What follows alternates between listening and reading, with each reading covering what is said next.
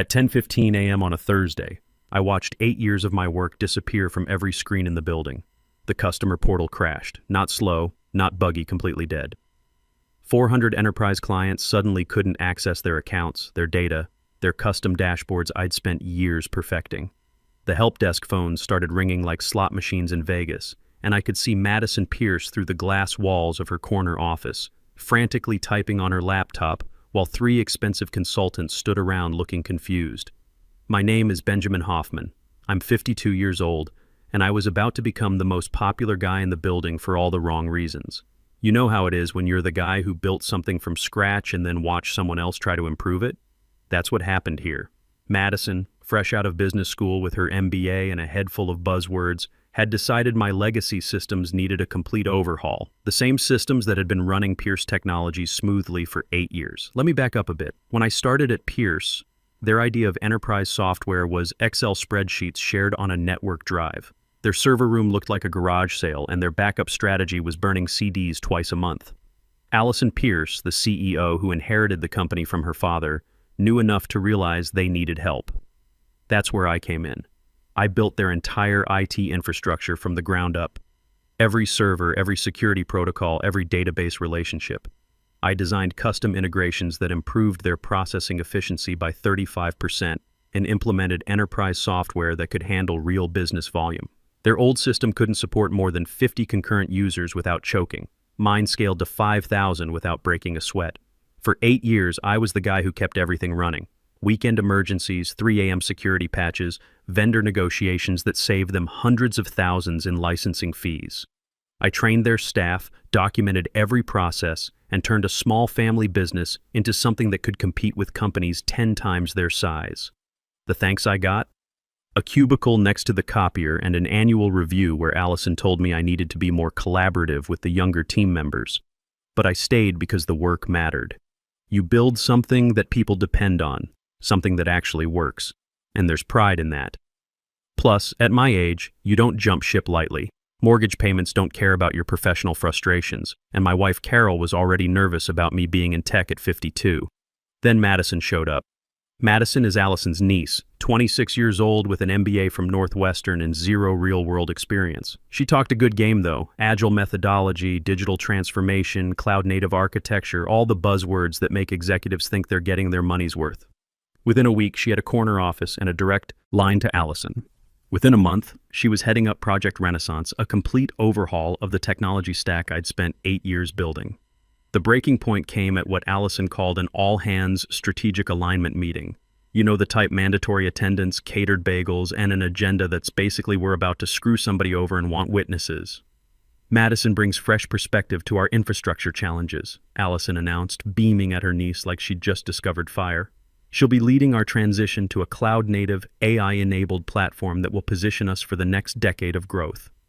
I sat there listening to Madison talk about legacy system deprecation and containerized microservices while nodding along like she knew what any of it actually meant. When someone asked about data migration timelines, she gave some vague answer about iterative implementation phases. That's when I knew she was in way over her head. See, our system isn't just software you can swap out like upgrading your phone. It's a complex ecosystem of custom integrations, enterprise licensing agreements, and vendor relationships that took years to build. The database alone has 47 different integration points, each one customized for specific client workflows.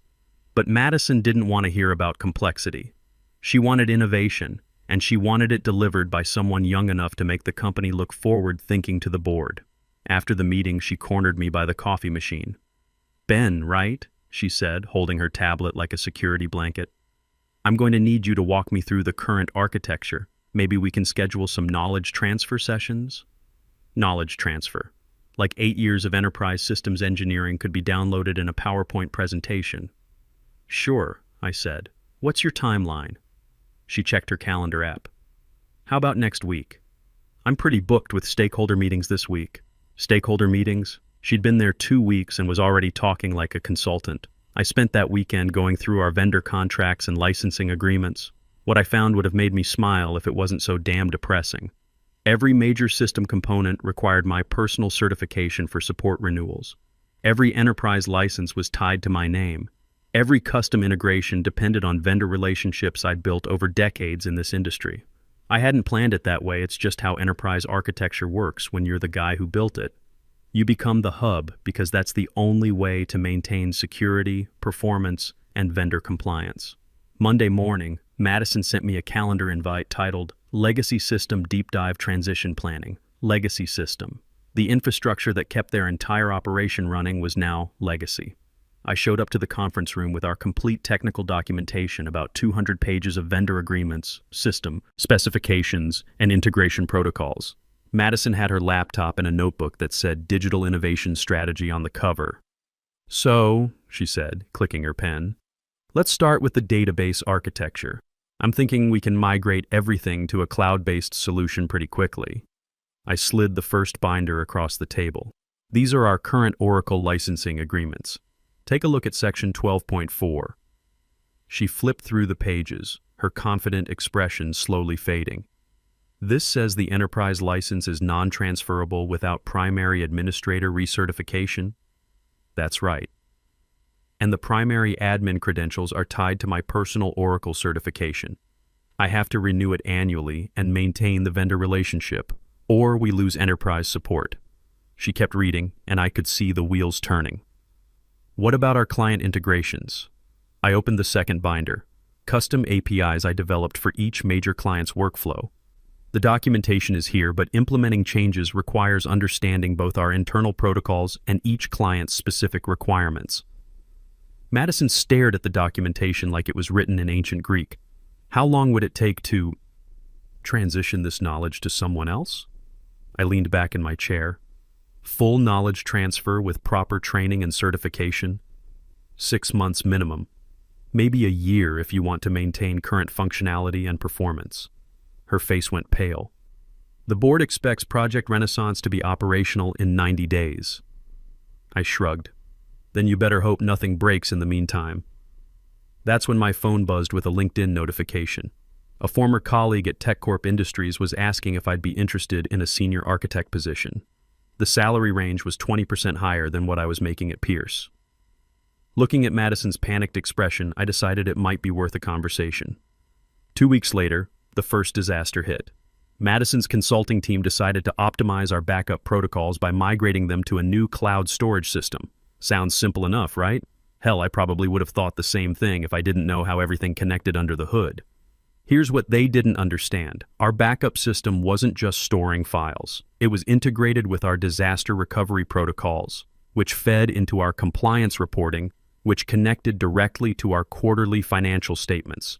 Change one piece, and you risk breaking the whole chain. At 9:30 a.m. on a Tuesday, our financial reporting system went dark. I was in my cubicle when Janet from accounting called.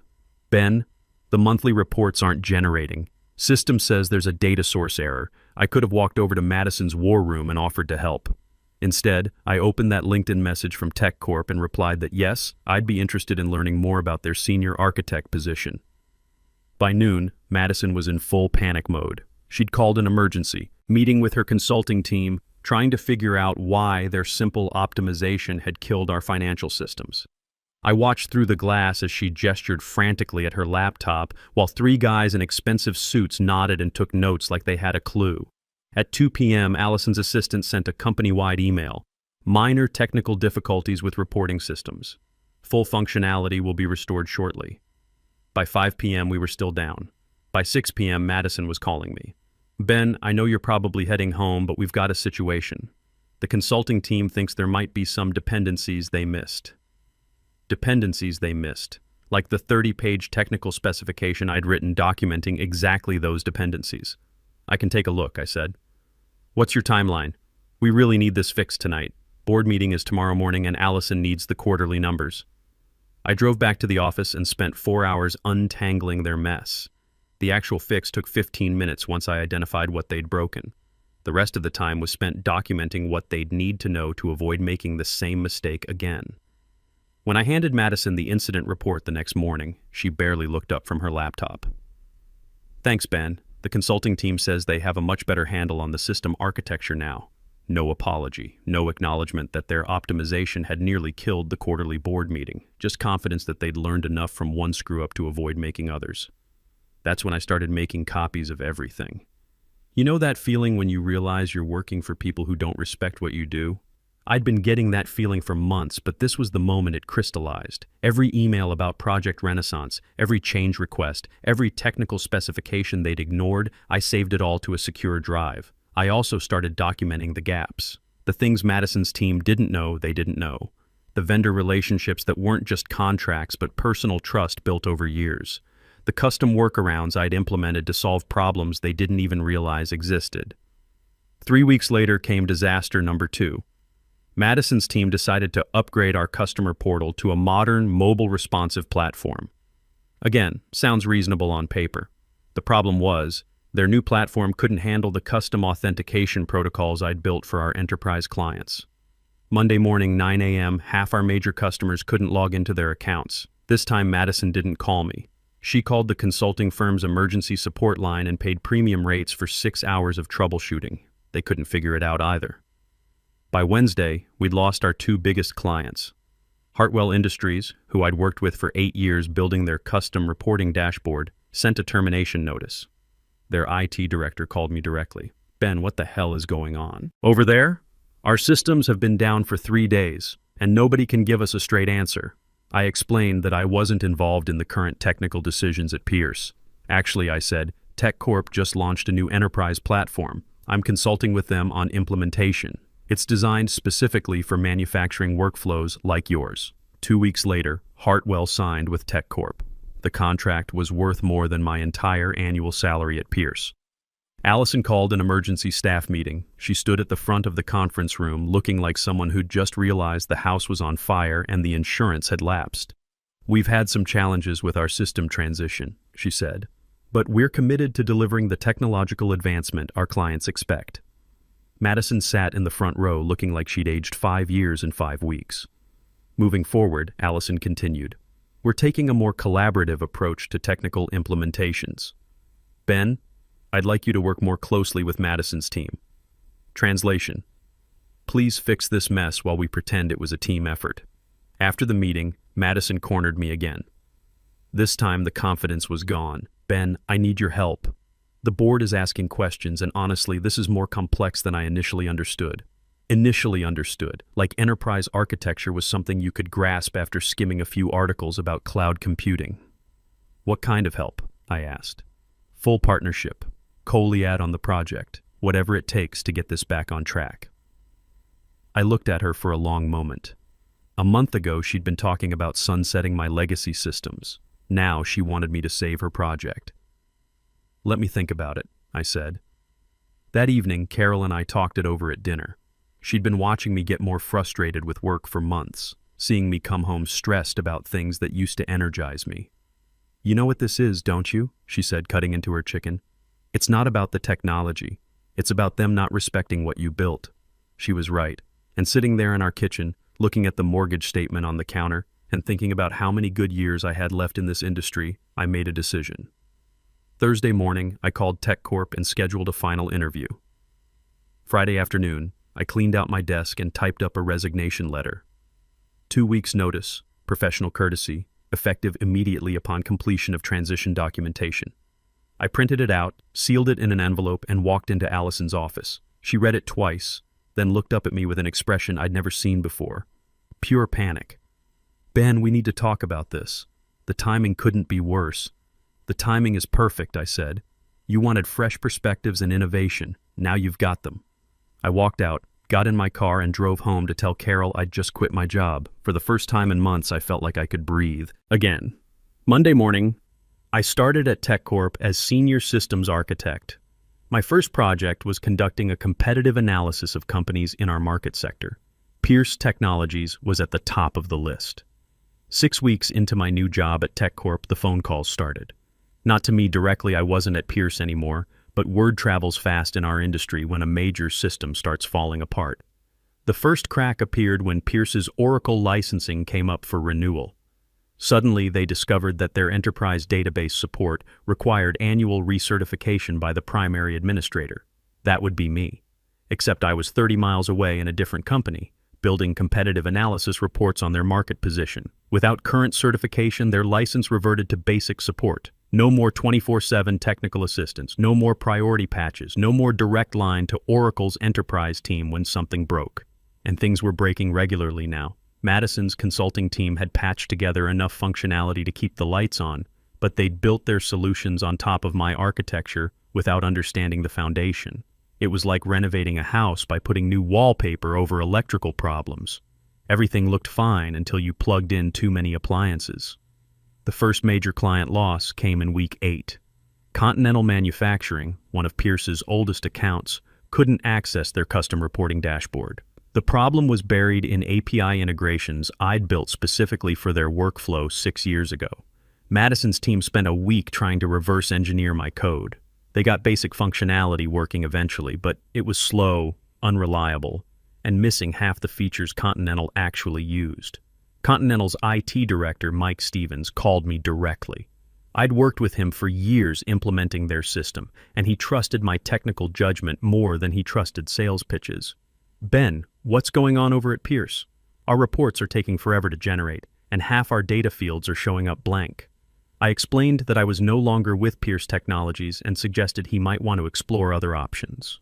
"Actually," I said, "TechCorp just launched a new manufacturing analytics platform. I'm leading the implementation team. It's built specifically for workflows like yours." 3 weeks later, Continental signed a 3-year contract with TechCorp. Their monthly service fee was more than I used to make in a quarter at Pierce. The second call came from Janet in Pierce's accounting department. She sounded desperate. "Ben, I know you don't work here anymore, but nobody understands how the financial systems connect. The new team says it's a legacy architecture issue, and they need 6 weeks to rebuild the reporting pipeline." 6 weeks. The quarterly board meeting was in 10 days. "I'm consulting full-time now," I told her. "If Pierce wants to engage my services, they'll need to go through official channels." 2 hours later, my phone rang. Allison Pierce. "Ben." Her voice was strained, controlled. "We're having some technical difficulties that the current team can't resolve quickly. I heard. Financial reporting can be tricky when you don't understand the architecture. Look, I'll be direct. We need you to come in and fix this, just temporarily, until we get the new systems operational." I opened my consulting rate sheet on my laptop. At TechCorp, I'd learned what senior architects actually charged for emergency work. I'd be happy to discuss a short-term engagement. My rate for crisis intervention is $150 per hour, with a 40-hour minimum. Silence. $150 per hour? That's standard for emergency system recovery. If you prefer a project-based approach, I can quote $25,000 for financial system restoration with a 2-week completion guarantee. More silence. My old salary at Pierce had been $95,000 per year. I was quoting them more than a quarter of that for 2 weeks of work. "Let me discuss this with the board." She didn't call back that day. Instead, I got a LinkedIn message from Madison that evening. "Ben, I know things ended badly, but I really need your help. The board is asking questions I can't answer. Is there any way we could work something out?" I replied through LinkedIn's professional messaging. Pierce Technologies can contact TechCorp's business development team to discuss consulting services. What I didn't mention was that TechCorp had just signed 2 more of Pierce's former clients, companies that had gotten tired of system outages and wanted to work with a firm that understood enterprise architecture. The third major disaster came 3 months after I left. Pierce's entire customer portal crashed during peak business hours. Not slow performance completely offline, Madison's team had been implementing a security update and corrupted the authentication database. The database containing 8 years of customer data, transaction histories, and integration protocols. They had backups, sure, but the backups were in the old format, using compression and encryption that only worked with the original system architecture. The architecture I'd designed, documented, and tried to explain before Madison decided it was outdated technology. The restoration took 2 weeks. 2 weeks of Pierce Technologies running a multi-million-dollar business with spreadsheets and phone calls. By day 10, the story had reached the trade publications. Pierce Technologies suffers extended system outage was the headline in Enterprise Tech Weekly. The article quoted industry analysts questioning whether Pierce had the technical infrastructure to remain competitive. One of those analysts worked for TechCorp's consulting division. He was very thorough in his assessment. During those 2 weeks, Pierce lost 8 more clients. 3 others sent formal notices that they were evaluating alternative service providers. The board called an emergency meeting. I heard about it from a former colleague who still worked there. Allison had to explain to the directors why their modernization project had resulted in the worst quarter in company history. Madison wasn't at that meeting. Word was she'd already started interviewing at other companies. The next week, I got a call from Pierce's head of business development. Not Allison, not Madison, someone from sales who understood that technical problems were killing their ability to close deals. Ben, I'm going to be straight with you. We're hemorrhaging clients. The board wants answers about our technology strategy. We need help from someone who understands what we built here. What kind of help? Full consulting engagement. You design the recovery plan, you oversee implementation, you have final authority on technical decisions. Whatever rate you quote, we'll approve it. I quoted them $45,000 for a complete system assessment and recovery plan. They accepted without negotiating. The recovery project took 3 months. I rebuilt their core systems using modern architecture but maintaining compatibility with existing client integrations. I trained their technical staff properly this time, real documentation, hands-on workshops, not PowerPoint presentations. Most importantly, I designed the new system to be maintainable by their internal team. No single points of failure, no dependencies on individual knowledge, no vendor relationships tied to personal certifications. When I finished, Pierce Technologies had better infrastructure than when I'd left. The difference was, now they understood what they had and how to maintain it. Allison offered me my old job back, Director of Technology, $120,000 salary, equity stake in the company. I turned it down. I appreciate the offer, I told her, but TechCorp has promoted me to VP of Strategic Architecture. Plus, you don't really need me anymore. You've got solid systems and a team that understands them. What I didn't mention was that my new role came with a $140,000 salary and responsibility for a $3 million modernization portfolio. Or that 2 other firms had reached out about senior positions. Or that my consulting practice had a 4-month waiting list. Sometimes the best revenge isn't dramatic or explosive. Sometimes it's just proving your worth in a place that recognizes it. Last month, I got a LinkedIn message from Madison. She's working for a startup now doing product management for enterprise software. She thanked me for teaching her to respect the complexity of business systems and asked if I'd provide a reference. I said yes. Everyone deserves a chance to learn from their mistakes. But I also made sure to mention that good architecture starts with understanding what you're building before you decide what needs to be replaced. 2 years later, I ran into Allison at the Enterprise Technology Conference in Chicago. She was standing near the coffee station, looking older and more tired than I remembered. The conference badge hanging around her neck read Pierce Technologies CEO, but the company booth was noticeably smaller than TechCorp's sprawling display across the hall. She saw me before I could decide whether to say hello. Ben, she said, walking over with what looked like a genuine smile. I was hoping I'd see you here. How are things at TechCorp? Good, I said, really good. VP of Strategic Architecture now. We just landed the Meridian account. Her smile faltered slightly. Meridian had been Pierce's biggest prospect for over a year. Congratulations. That's a big win. We stood there for a moment, 2 people who used to work together making polite conversation in a crowded convention center. The elephant in the room was obvious to both of us, but neither wanted to be the first to mention it. Listen, she finally said, I owe you an apology. What happened with Madison and the whole modernization project? I handled that badly. I appreciated the acknowledgement, but it was water under the bridge now. How's the company doing? Better? Much better, actually.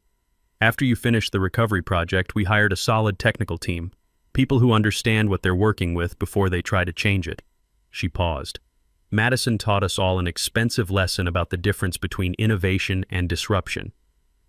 Where is Madison now? Product management at a fintech startup. She's actually doing well there. Turns out she's good at understanding customer needs. Just not so great at enterprise architecture. Allison laughed, but it was rueful. We probably should have started her in a role that matched her actual skills. That was the thing about this whole situation. Nobody was really the villain here. Madison was young and overconfident, but she wasn't malicious. Allison was trying to modernize her father's company and thought youth automatically meant innovation. They'd both learned something from the experience. You know what the funny thing is? Allison continued. The system you rebuilt for us is exactly what Madison was trying to create with Project Renaissance. Modern, scalable, maintainable. She just didn't understand that you can't get there by throwing out everything that works. I nodded. Enterprise architecture is like renovating an old house while people are still living in it. You can't just tear down walls without understanding what's holding up the roof. That's a good analogy. Mind if I steal it for my next board presentation? Feel free.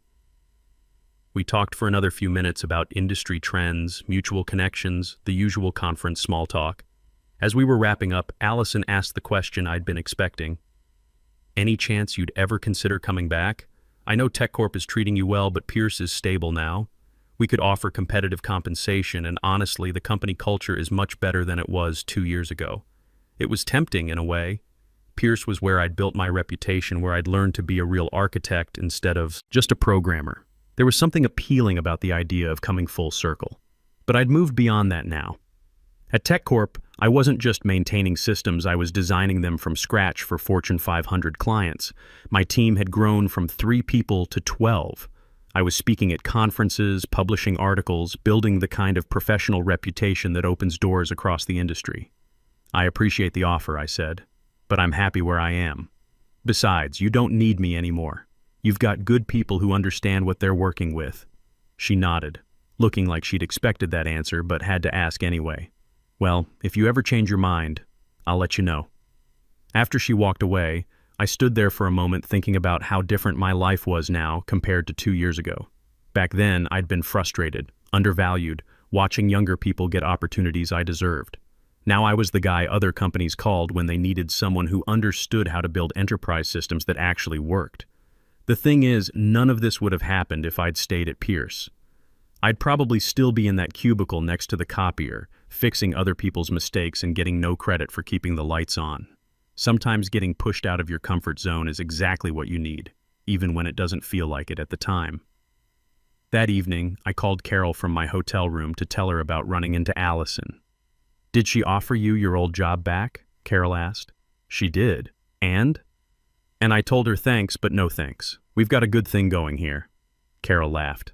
"You know, 2 years ago you were worried about being too old for this industry. Now you're the guy giving keynote speeches about enterprise architecture." She was right. At 54, I was more in demand than I'd ever been in my career. Experience matters in this business, and there's no substitute for having actually built systems that scale, that last, that people depend on. "By the way," Carol continued, "David from next door mentioned his company is looking for a technology consultant. Apparently their current system is held together with duct tape and hope. Tell him to send me an email." My consulting calendar is pretty full, but I might be able to squeeze in an assessment. That's the thing about building a reputation. Once people know you can solve their problems, they keep coming back. And they recommend you to other people with similar problems. 6 months later, I got a Christmas card from Madison. She was engaged to someone she'd met at her startup, and the company had just closed a $15 million funding round. She included a handwritten note. "Thanks for teaching me that good architecture is about understanding what you're building, not just what's trendy. Hope you're doing well." I was doing well. Really well. At TechCorp, I'd been promoted again to Senior VP of Enterprise Solutions. My team was handling some of the biggest modernization projects in the industry. I was making more money than I'd ever imagined when I was sitting in that cubicle at Pierce, and more importantly, I was doing work that mattered. The best part was that none of it felt like revenge anymore. It just felt like the natural progression of a career built on actually knowing how to do the job. You know what they say about success being the best revenge? That's not quite right. Success isn't revenge, it's proof. Proof that you were worth more than they recognized, that you had value they couldn't see, that their loss was someone else's gain. Sometimes the best way to win is just to keep building things that work, with people who appreciate what you do. Eventually, the market figures out who knows what they're talking about. And if you're patient enough, you might even get to watch your old boss realize they made a mistake, not because you rubbed their nose in it, but because the results speak for themselves.